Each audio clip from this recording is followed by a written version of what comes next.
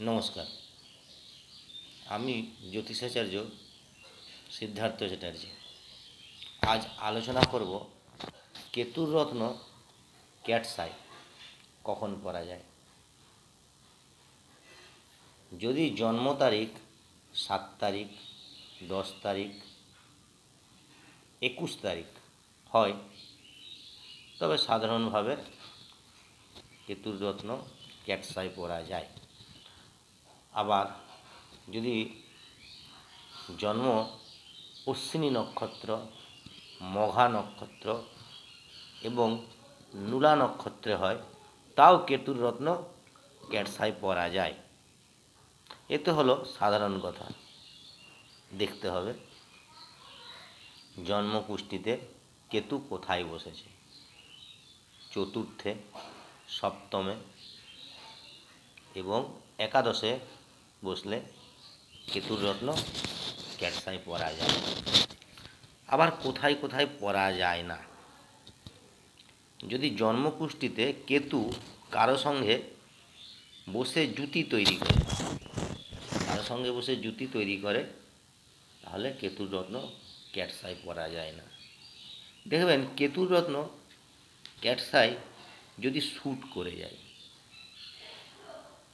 তাহলে জাতক বা জাতিকাকে ধন ও সম্পদ, বুদ্ধি, ঐশ্বর্য, মান সম্মান সমস্ত কিছু দেবে।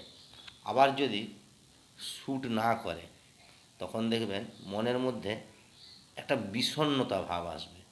মানে যেভাবে মাতালরা থাকে, মানে নিজের খেয়ালেই ভেবেই থাকবে, নিজের খেয়ালে ভেবেই যাবে। তার সমাজের প্রতি কোনো থাকবে না, ঘরের লোকের প্রতি কোনো দায় থাকবে না। অ্যাক্সিডেন্ট বাড়িয়ে দেবে। কেতু খারাপ থাকলে দেখবেন বারবার অ্যাক্সিডেন্ট হবে। এটা হতেই হবে, কেতু খারাপ থাকলে হবেই।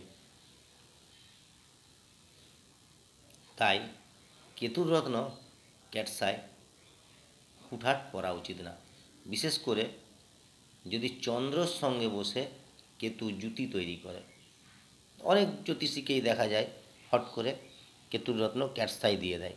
এতে কি হবে? ধন সম্পদ ঐশ্বর্য তো বেড়ে যাবে, একদম বেড়ে যাবে, এটা সত্যি কথা। কিন্তু তার মনে একটা বিষণ্ণতা চলে আসবে, একাকিত্ব ভাব চলে আসবে। এইগুলো বেড়ে যায় কেতুর রত্ন ক্যাটসআই শ্যুট না করলে। তাই আমি পরামর্শ দেব, যখনই কেতুর রত্ন ক্যাটসআই ধারণ করবেন ভালো কোনো জ্যোতিষীকে দেখিয়ে তবেই কেতুর রত্ন ক্যাটসআই ধারণ করবেন। দেখুন, রত্ন যেমন উপকার করে অপকারও করে। প্রতিটা জিনিসের ক্রিয়া এবং বিক্রিয়া আছে।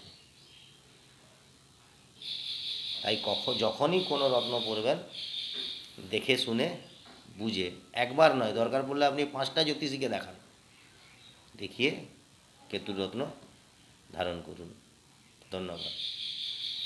যদি ভিডিওটি ভালো লেগে থাকে একটি লাইক এবং শেয়ার করে দেবেন।